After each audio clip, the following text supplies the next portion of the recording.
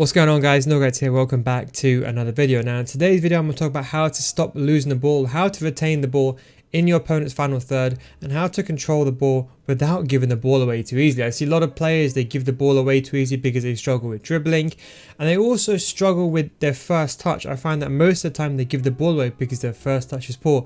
We're going to go through all of that with some examples explaining what I do to retain the ball very well.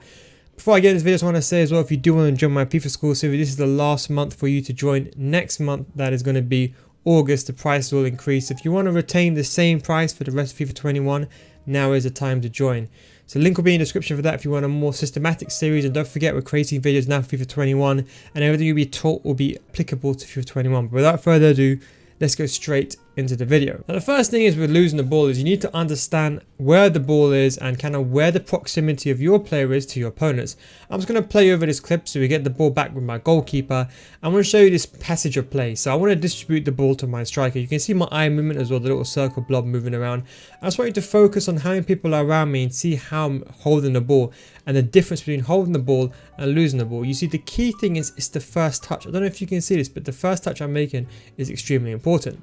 Now it all starts with a goalkeeper. As soon as I drop the ball, I don't just drop the ball aimlessly, I look at where the players are available. Now I'll be honest, if you throw the ball with the goalkeeper, the ball has a lot of trajectory on it and the ball bounces a lot. But if you press the triangle button or Y if you're on Xbox, you actually drop the actual ball as a goalkeeper.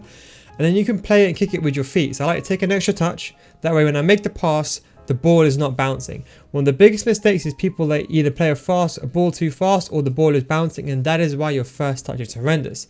Now the next thing is, whenever you get the ball to the player, I'm already controlling where the first touch is before the ball has even arrived to my feet. This is really important. Before the ball even arrives to your feet, you have to already decide a position. So I don't take a touch and then make a movement. I basically take a touch in that direction. So basically, as you can see, my left analog stick facing to the left hand side, I'm already saying, okay, as soon as I get the ball, I want to take a touch going into that direction. A lot of people, they want the ball to get to their feet first and then they decide direction where to go. This is bad because you think your opponent is coming close to you. If you take a touch and then you decide where to go, your opponent's already going to be too close to you. That way you want to decide beforehand.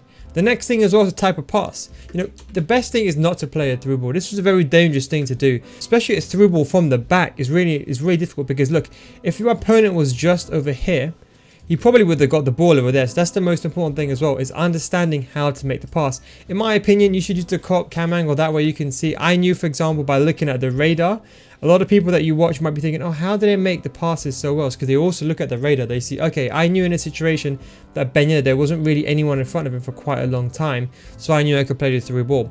Once the ball gets to the key is retain the ball. Now, this is the biggest and most common mistake I see is whenever you get the ball with your player, always make a touch away from goal and away from your opponent. This is the most important thing. Never feel the need to go forward. Whenever everyone gets the ball, they feel like, okay, you know what, I need to go forward all the time, but you don't. Whenever you get the ball, whenever your opponent is coming towards you, all you have to simply do is hold the left analog stick in the opposite direction.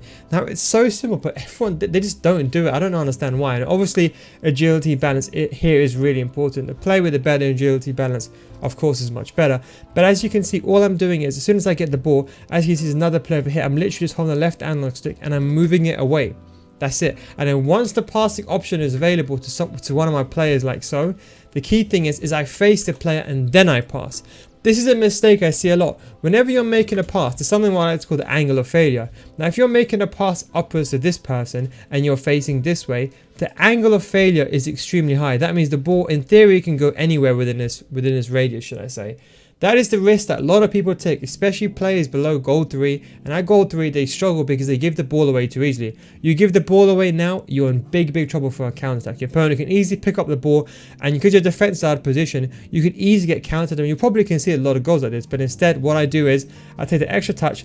I face the player first, that way the angle of failure is very low. The chance of this pass failing is extremely low, and it's probably going to go into the direction I want it to go. I then make the pass, and again, the most important thing is the first touch. Now, just for a second, ignore the control at the bottom. Let's just break this down into a clock, okay? 12, 3, 6, 9.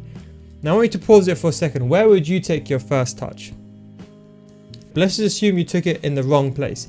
The problem is people always take the touch this way. Now I know people say, oh yeah, I don't, but they actually do. The key thing is you don't take the touch in anywhere there's danger areas. You kind of analyze where your player is in the proximity of your opponents. You kind of see where the icon is. This is important. Look at where the icon of your opponent is. This is the icon, this is the player they're controlling. So if the icon is this way, you never ever take a touch towards the icon. Why? Because by the time you get the ball and the ball arrives to your feet, this player will be much closer. So what you want to do is you want to take a touch away. Now ideally the most safest place is to take it upwards like this.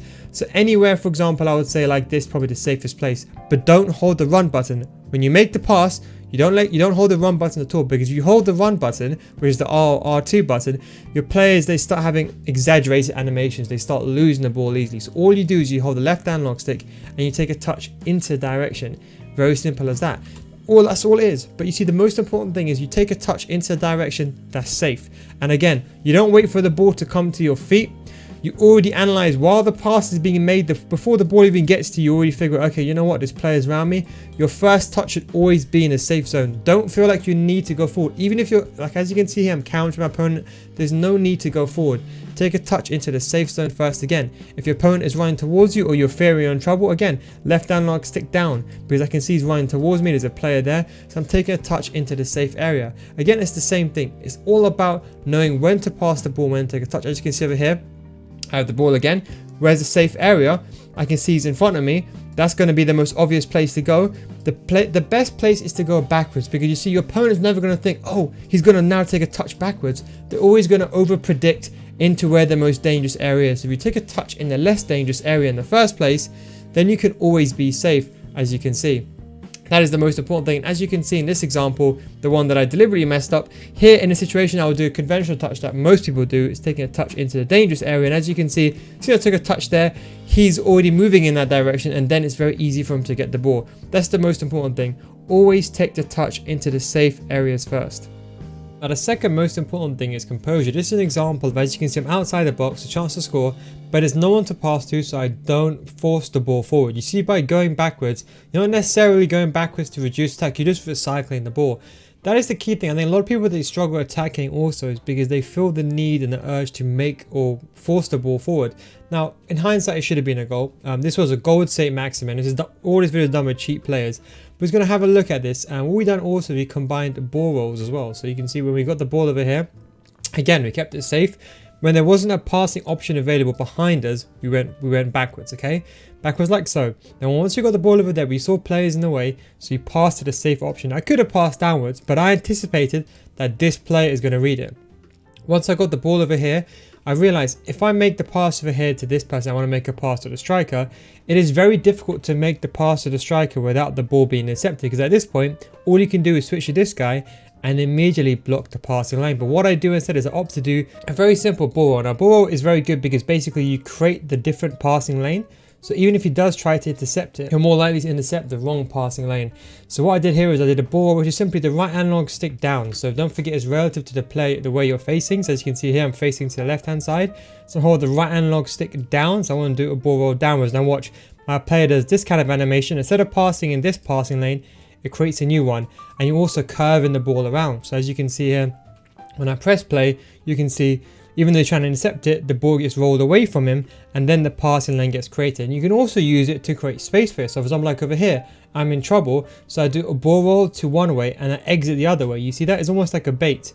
So here I'm in trouble. So here, for example, I do it to bait him. Here I know he's behind me, so I do a ball roll. Then as soon as I get into the space, I realize, you know what, there's no opportunity to go there. So I just go backwards. And you see the ball also creates not only angles, but also gives you more position of the ball, because every time you do a ball animation movement, all you can do is you can do what is that called ball roll turn. You might see this a lot in the pro scene, is where you do a ball roll, as you can see, because I'm facing kind of at a 45-degree angle now. I do a ball roll to like a 2 o'clock angle, therefore I'm doing a ball roll this way. And then what I do, as soon as the ball roll initiates, I then hold the left analog stick the opposite way. So what I'm saying to my player is you do a ball roll that way and you exit downwards. And I'll be honest, that is all you need to know. After that, it's very, very simple. It's just knowing when to use this and where to use it. It's more about moving away from your opponent than running into your opponent. I think that is the most important thing. I just want to finish off on this example that I want to show you a combination of making the correct pass, i.e. facing the player and then making a pass, using left stick movement and your first touch, as you can see, your first touch exit and first touch movement and left stick dribbling is all you actually need. You can add the ball roll if you want to, but the most important thing is just keeping it simple. What you want to do is have the mindset that you're actually moving the ball away from your opponent. The problem is everyone has the urge to go towards goal and take a touch towards goal. For example, there's a pass available there. I see that player is offside, so end up passing the ball away. A lot of players, they panic. They see you're moving outside the box and they drift players out of position. And this is what really, I would say, separates, I would say, a good player from defending and an average player. But as you can see, you can use it in all types. Even if you want to get inside the box and you want to kind of bait your opponent with a shimmy, the same thing can apply. It's all about using the movement and going away from your opponent. Always focus on this cursor. This cursor is important. If you see someone running towards you, you always take a touch in the opposite direction. If you solely do that and you take a touch into the safe area, I guarantee you'll stop losing the ball immediately. These skills are really important when you're up against an elite player that's pressing you very hard. You can also learn elaborate things like using the ball roll to move away from your opponent like so, to guarantee the safety of the ball. And then again, you combine the same principles again, facing a player and then making a pass. As I said, I'm using cheap gold players. These players you can pick up for 750 coins, very cheap, very affordable. But again, it's the first touch. If you watch all this gameplay back, if you watch this entire video back, in fact, if you come on my Twitch channel, don't forget I do stream on the weekend leagues, Friday, Saturday, Sunday, twitch.tv/NealGuides, link will be in the description. I do have my controllers on the screen and you can ask me a question, I'll walk you through it and you'll see the most important thing and the very simple thing is a touch. The first touch into the space is the most important thing. When you get into the final third, like over here, and you want to make a touch towards goal, this is fine. I'm not saying that you shouldn't make a touch facing towards goal. I'm trying to say that if you're in a situation where there's no need to shoot, then you shouldn't be taking a touch towards goal unless there's clear opportunity available. And you can afford to take the risk of taking a touch inside your opponent's box face towards goal, that's fine. But if you're counter-attacking someone and the ball is in the middle of the play and there's nowhere to go, and instead of taking a touch into the safe area, you deliberately take it towards your opponent, losing the ball, there's a difference between you getting the ball and you getting counter-attacks. That is the most important thing. Understand that the most important thing is not necessarily the players. Agility balance is important, but the first touch into the safe area. There's one thing to take away from this video.